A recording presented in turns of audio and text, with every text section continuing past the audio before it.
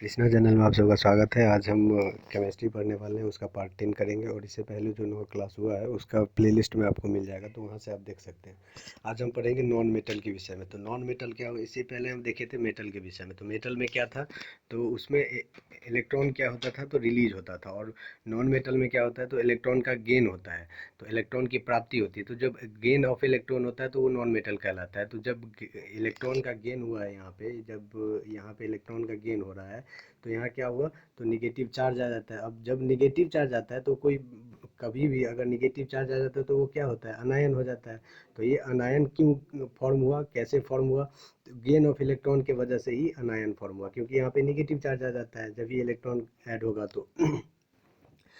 अब gain of electron की जो प्रोसेस होता है उसको हम क्या कहते हैं, तो इसको हम रिडक्शन कहते हैं। इसमें जस्ट अपोजिट होता है, क्योंकि जब गेन ऑफ इलेक्ट्रॉन होता है तो इसको हम रिडक्शन, अब जब रिडक्शन ये हो गया, जब रिडक्शन की प्रोसेस ये कहलाता है, तब इसको नॉन मेटल को हम क्या कहते हैं, ऑक्सीडाइजिंग एजेंट कहते हैं। लेकिन मेटल में हम क्या देखे थे कि जब ऑक्सीडेशन हो रहा था तब यहाँ पे रिड्यूसिंग एजेंट के काम कर रहा था मेटल, और यहाँ पे क्या कर रहा है, तो जब रिडक्शन हो रहा है तो ऑक्सीडाइजिंग एजेंट का काम कर रहा है नॉन मेटल। अब इसके बाद देखेंगे जैसे स्ट्रॉन्गेस्ट ऑक्सीडाइजिंग एलिमेंट क्या होता है, तो स्ट्रॉन्गेस्ट ऑक्सीडाइजिंग एलिमेंट जो होता है वो फ्लोरीन होता है। तो ये भी कभी कभी 1 मार्क्स में आ जाता है, जैसे स्ट्रॉन्गेस्ट ऑक्सीडाइजिंग एलिमेंट क्या है, तो फ्लोरीन होता है। फिर ऑक्साइड्स ऑफ नॉन मेटल, जो नॉन मेटल का ऑक्साइड्स होता है तो वो किस फॉर्म, मतलब उसका नेचर क्या होता है, तो वो एसिडिक होता है। अब एसिडिक होता है, अम्लीय होता है। तो एसिडिक नेचर होता है, जैसे हो गया सल्फर डाइऑक्साइड, कार्बन डाइऑक्साइड, तो ये सब क्या है, तो एसिडिक नेचर होता है। इसके बाद जैसे नॉन मेटल एग्जिस्ट करता है, किस फॉर्म में एग्जिस्ट करता है, तो ये सॉलिड फॉर्म में भी एग्जिस्ट करता है, लिक्विड फॉर्म में भी एग्जिस्ट करता है, और गैसियस फॉर्म में भी एग्जिस्ट करता है। लेकिन ब्रोमीन जो है, ब्रोमीन एक ऐसा नॉन मेटल है जो सिर्फ लिक्विड स्टेट में पाया जाता है। एक वही ब्रोमीन ही है जो लिक्विड स्टेट में पाया जाता है। ब्रोमीन एक ऐसा नॉन मेटल है जो लिक्विड स्टेट में पाया जाता है। अब जैसे हम आयोडीन के विषय में अगर चर्चा करें, तो आयोडीन भी क्या है, नॉन मेटल है। तो आयोडीन एक ऐसा नॉन मेटल है जिसमें लस्टर होता है। लस्टर मतलब चमक होता है, चमक होता है। तो चमक क्यों होता है, जैसे ये कहाँ पाया जाता है, तो आयोडीन जो है वो सी वीड्स, जो समुद्री घास होता है, तो सी वीड्स में पाया जाता है, समुद्री घास में पाया जाता है आयोडीन। अब सी वीड्स जो है वो किस चीज़ का और सोर्स है, जैसे मीथेन हो गया, मीथेन का बहुत बड़ा स्रोत है सी वीड्स। जो समुद्री घास होता है वो मीथेन उसमें बहुत ज़्यादा पाया जाता है। अब इसके बाद जैसे एलोट्रॉप्स, हम कार्बन का allotropes, different kind of allotropes के विषय में चर्चा करेंगे। तो जैसे डायमंड हो गया, ग्रेफाइट हो गया, बकमिंस्टर फ्लोरीन हो गया, तो ये सब क्या है, तो एलोट्रॉप्स है कार्बन के। अब डायमंड जैसे हो गया, तो डायमंड क्या है, हार्डेस्ट सब्सटेंस है, ये नेचुरली हार्डेस्ट सब्सटेंस है।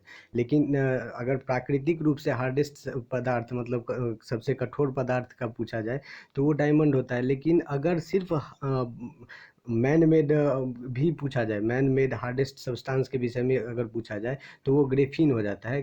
ग्रेफीन, इस एक मिनट, ग्रेफीन हो जाता है ये, GRAPHINE। तो ये ग्रेफीन हो जाता है हार्डेस्ट, जो मैन मेड है। लेकिन अगर नेचुरली पूछा जाए तो वो डायमंड होता है। अब स्ट्रक्चर के विषय में चर्चा करेंगे, डायमंड का स्ट्रक्चर कैसा होता है। तो अगर डायमंड का मतलब कार्बन का हम समझते हैं कि एटॉमिक नंबर कितना होता है, 6 होता है। तो इसको हम कैसे लिखेंगे, 1s2 2s2 एंड 2p2। तो ये इसका वैलेंसी इलेक्ट्रॉन कितना हो जाएगा, तो इसका वैलेंसी इलेक्ट्रॉन 4 हो जाता है। तो 4 जब वैलेंसी इलेक्ट्रॉन हो जाता है तो इसका जो बॉन्ड बनता है, ये एक एक कार्बन का जो बॉन्ड बनता है दूसरे कार्बन से, तो ये हमेशा ये अपना एक दूसरा इलेक्ट्रॉन लेकर के, दूसरे कार्बन, यहाँ का कार्बन है तो उसका एक इलेक्ट्रॉन लेकर के ये बॉन्ड फॉर्मेशन कर लेता है। तो जितना भी कार्बन है वो सब एक दूसरे से बॉन्ड फॉर्मेशन करता है। तो इसमें हम क्या कहेंगे कि ऑल 4 वैलेंस इलेक्ट्रॉन, जितना भी वैलेंस इलेक्ट्रॉन है कार्बन का, वो सब बॉन्ड के फॉर्म में होता है, बॉन्ड बना लेता है अपना। कार्बन कार्बन के बीच में हमेशा सिंगल बॉन्ड रहता है। जैसा कि हम यहाँ देखे हैं कि कार्बन, ये कार्बन है और ये कार्बन है, तो इसका इलेक्ट्रॉन एक लेकर के ये सिंगल बॉन्ड ही है, इसमें डबल बॉन्ड नहीं है। तो इसमें क्या है, कार्बन कार्बन के बीच में कौन सा बॉन्ड है, सिंगल बॉन्ड है। अब ग्रेफाइट के विषय में अगर चर्चा करेंगे तो ग्रेफाइट में क्या होता है, कार्बन 3 साइड से तो क्या करता है, बॉन्ड फॉर्मेशन कर लेता है, लेकिन एक साइड का जो है ये इलेक्ट्रॉन वो फ्री इलेक्ट्रॉन कहलाता है। तो फ्री इलेक्ट्रॉन क्या करेगा, तो फ्री इलेक्ट्रॉन लेयर्ड स्ट्रक्चर में प्रेजेंट रहता है। जैसे फ्री इलेक्ट्रॉन कहाँ प्रेजेंट रहता है, 1 मिनट में दिखाता हूँ। ये जो आकृति है, ये जो आकृति है, इस दोनों के बीच में, ये मतलब ग्रेफाइट का जो लेयर है, तो उस दोनों लेयर के बीच में फ्री इलेक्ट्रॉन्स प्रेजेंट रहते हैं। तो ये दो जो हो गया दोनों का लेयर, उसके बीच में ये क्या है, फ्री इलेक्ट्रॉन्स प्रेजेंट है। तो इसको हम इसलिए लेयर्ड स्ट्रक्चर भी कहते हैं। ग्रेफाइट का कौन सा स्ट्रक्चर होता है, तो लेयर्ड स्ट्रक्चर होता है। और ये लेयर्ड स्ट्रक्चर होने के कारण जब ये फ्री इलेक्ट्रॉन दो, जैसे ग्रेफाइट की लेयर है, उसमें अगर फ्री इलेक्ट्रॉन प्रेजेंट रहता है तो इसमें क्या होता है, फिसलन होता है, फ्रिक्शन होता है। और वो फ्रिक्शन जो होता है इसमें क्या होता है, तो फ्रिक्शन होता है। उसी को फ्रिक्शन होने की वजह से मतलब इसको लुब्रिकेंट कहा जाता है। लुब्रिकेंट मतलब क्या होता है, जो सहजता से फिसलन हो, घर्षण हो, तो उसको हम लुब्रिकेंट कहते हैं। अब जैसे देखते हैं कि इसमें वही चीज़ लिखा गया है, due to layered structure graphite is only non metal.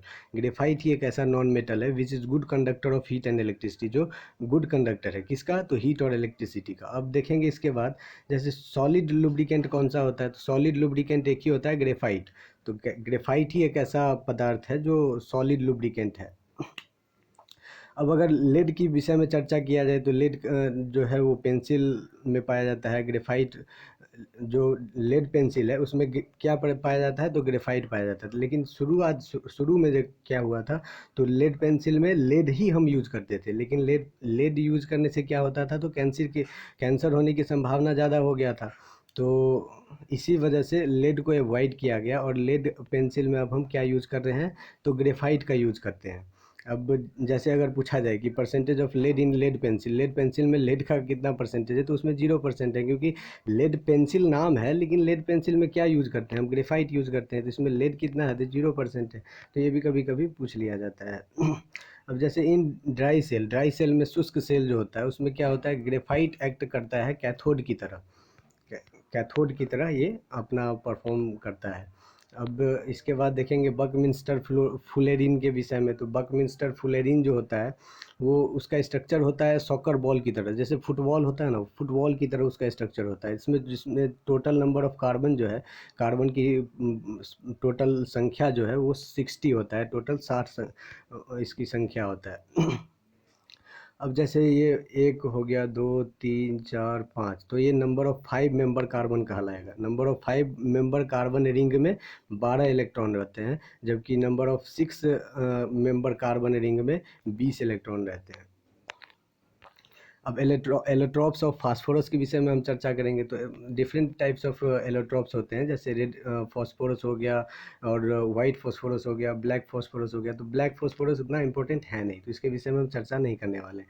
लेकिन रेड फास्फोरस में क्या होता है, जैसे मैच स्टिक होता है। मैच स्टिक में क्या कौन सा यूज़ किया जाता है, तो मैच स्टिक में रेड फास्फोरस का यूज़ किया जाता है। अब वाइट फास्फोरस के विषय में अगर चर्चा करें तो इसका फॉर्मूला होता है P4। अब वाइट फास्फोरस को कहाँ रखा जाता है, तो इसको वाटर के अंदर में रखा जाता है, पानी के अंदर रखा जाता है, क्योंकि ये बहुत ज़्यादा क्रियाशील होता है। अगर इसको हम रूम टेम्परेचर पे रख दिए तो ये जलने लगेगा, ज्वलनशील बहुत ज़्यादा होता है। तो इसका ऐसे इग्निशन टेम्परेचर जो है वो लो है, ज्वलनताप लो है, लेकिन इसको इसीलिए रखा जाता है पानी के अंदर, क्योंकि ये रूम टेम्परेचर पे जलने लगेगा। इसके बाद इसका यूज़ क्या होता है, वाइट फास्फोरस का यूज़ क्या क्या है, तो इसका एक्सप्लोसिव जैसे बॉम्ब होता है उस सब को बनाने में हुआ इसका यूज़ किया जाता है। अब रेड पॉइजन जो चूहा को मारने के लिए जो पॉइजन बनता है, तो उसका फॉर्मूला क्या है, Zn3P2। तो इसको किस नाम से जानते हैं, तो जिंक फॉस्फाइड के नाम से जानते हैं। तो इसी जिंक फॉस्फाइड में ये वाइट फास्फोरस का यूज़ किया जाता है। अब कार्बन के साथ क्या होता है, तो इसमें एक दूसरे कार्बन से जुड़ने की बहुत ज़्यादा ये प्रॉपर्टीज़ है, मतलब हमेशा एक दूसरे कार्बन से जुड़ जाता है। तो कार्बन की जो मैक्सिमम कैटेनेशन प्रॉपर्टी इसको कहते हैं, जो ये हमेशा एक दूसरे कार्बन से ये जुड़ जाता है। तो इस प्रॉपर्टी को इसको जो विशेषता है, इसका क्या नाम दिया गया है, तो कैटेनेशन प्रॉपर्टी इसका नाम दिया गया है। अब जैसे एलोट्रॉप्स की अगर चर्चा करते हैं, एलोट्रॉप्स ऑफ ऑक्सीजन। तो ये एलोट्रॉप्स जो ऑक्सीजन का है, जैसे ओजोन हो गया, तो वो तीनों फॉर्म में अवेलेबल होता है, जैसे सॉलिड में हो गया, लिक्विड में हो गया, गैसियस फॉर्म में हो गया। तो ये एलोट्रॉप्स जो है ऑक्सीजन का, वो तीनों फॉर्म में पाया जाता है, सॉलिड, लिक्विड और गैसियस फॉर्म में, तो जो ओजोन है। अब माइका हो गया और डायमंड, ये सब एक ऐसा पदार्थ है जो बैड कंडक्टर है इलेक्ट्रिसिटी का, लेकिन गुड कंडक्टर है हीट का। तो ये इसमें ये एक बात ध्यान रखने वाले है, जो माइका हो गया और डायमंड है, ये क्या है, तो बैड कंडक्टर है इलेक्ट्रिसिटी का। इलेक्ट्रिसिटी का क्या है, बैड कंडक्टर है। लेकिन गुड कंडक्टर किसका है, तो हीट का है। और फायर फाइटिंग क्लोथ्स जैसे हो गया, जैसे आग से बचाने बचाने के लिए जो ड्रेस पहनते हैं, जो वो क्लोथ्स रहते हैं, तो वस्त्र जो होता है आग से बचाने के लिए जो पहना जाता है, वो किस चीज़ का बना होता है, तो एस्बेस्टस का बना होता है। उसमें क्या क्या मेटल रहता है, तो ऐसे तो मैग्नीशियम और एल्युमिनियम दोनों रहता है, लेकिन ज़्यादा अमाउंट में जो है मैग्नीशियम रहता है। इसलिए अगर ऑप्शन में मैग्नीशियम एल्युमिनियम दोनों है तो मैग्नीशियम ही मार्क करना रहता है। ठीक है। अब पेन किलर जैसे लोग खाते हैं कुछ किसी दर्द को रोकने के लिए, तो ऐसे हम पेन किलर के विषय में चर्चा कर चुके हैं, जो क्या करता है, पोन्स जो रहता है हिंद ब्रेन में, मतलब पिछले वाला मस्तिष्क में जो रहता है, हिंद ब्रेन में पश्च मस्तिष्क में, उसको हम क्या कहते हैं, तो वो क्या करता था पोन्स, तो हाइपोथैलेमस से क्या करता था, कांटेक्ट छोड़ देता था, मतलब कांटेक्ट ही ब्रेक कर देता था, जिसके वजह से हमारे ब्रेन को पता ही नहीं चलता है कि मुझे पेन भी हो रहा है। तो ये क्या करता है, हाइपोथैलेमस से कनेक्शन तोड़ देता है पेन किलर खाने से। तो पेन किलर में क्या होता है, एस्पिरिन होता है। एस्पिरिन क्या है, एक पेन किलर है। एस्पिरिन में क्या होता है, तो एसिटाइल सैलिसिलिक एसिड होता है।